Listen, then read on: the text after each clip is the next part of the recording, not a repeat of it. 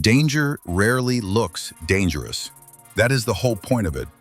Every frog in the pond knew the rule. You do not cross the river alone. The current was too strong, the water too wide.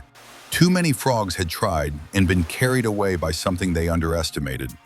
Not because they were weak, but because the river did not care how strong you were. Tad knew the rule. He had known it his entire life. And then the snake asked him a question that made him forget it entirely. It was a quiet afternoon at the river's edge. Tad had been sitting there longer than he should, staring at the other side the way you stare at a thing you want, but have decided you cannot have.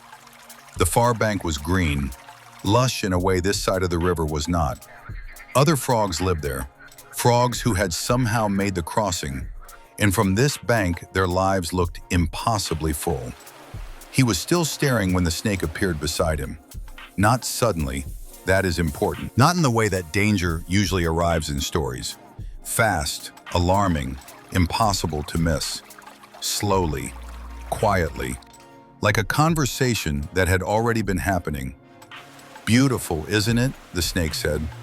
Not a question, just an observation. Calm and almost bored. The voice of someone who had seen the far bank up close and was no longer particularly impressed by it. Tad said nothing. "You want to cross," the snake said. Still not a question. "I've crossed it many times," the snake continued.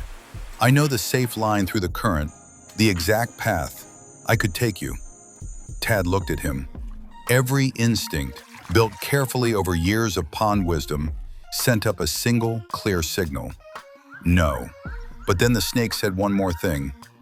"Or you can keep sitting here, watching the other side, wondering." And that was it. That was the whole trick. Not a promise, not a threat, just a mirror, held up at exactly the right angle to reflect the one thing Tad could not tolerate, the idea of staying. This is what the most dangerous invitations look like. They do not promise you something extraordinary. They simply remind you of how ordinary your current situation feels. They find the thing you are already ashamed of, the waiting, the hesitating, the watching from the bank, and they offer you the one thing that feels like its opposite, movement. Even if it is movement toward the wrong thing. They entered the river together. At first, the snake was everything he promised. He knew the current, navigated it with a fluid certainty that made Tad feel, for the first moment in a long time, like he was finally going somewhere. Halfway across, the snake stopped. "I need to rest here a moment," he said. "Hold on to this rock." Tad held the rock, and the snake moved to a position just slightly behind him. And the current, which had been manageable with guidance, suddenly felt very different without it. Tad looked back. The snake was watching him with an expression that had not changed at all. That was the moment. Not dramatic, not announced, just a shift in positioning that changed everything, and would have been invisible to any frog who was not paying close enough attention to the thing that was actually happening underneath the thing that appeared to be happening.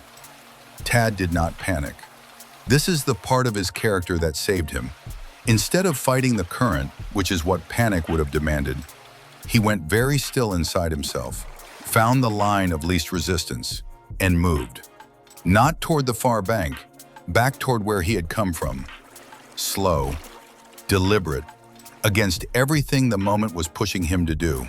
He made it back to his bank, exhausted and wet, and shaking in a way he would not admit to anyone. He sat at the edge of the river and breathed. Later, he thought about what had almost happened. Not the snake, not the river. Those were just what they were. A snake being a snake, a river being a river. What almost destroyed him was simpler than either of those things. It was the shame of sitting still. The snake had not tricked him with a promise. The snake had tricked him with his own restlessness, his own impatience. The quiet, unbearable feeling of watching others live on the far bank, while he sat on this one, wondering when it would be his turn. That feeling, not the snake, had opened the door. And this is the thing worth carrying with you today. The most dangerous invitations in your life will not come from obvious threats. They will come in the moments when you are already tired of waiting, already ashamed of standing still, already desperate enough to call movement, any movement, progress. That is when you need to be most honest with yourself. Not suspicious of everything, just honest enough to ask, am I moving towards something real?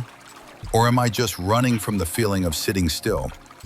That is exactly what the Mirror Moment Worksheet is for. A simple self-reflection tool that helps you get honest with yourself. Before the river, not after. 5 minutes, $1. Link below. His name was Tad, and the far bank could wait. He would cross when he found a way that was actually his. Stay with us. The pond has more stories to tell.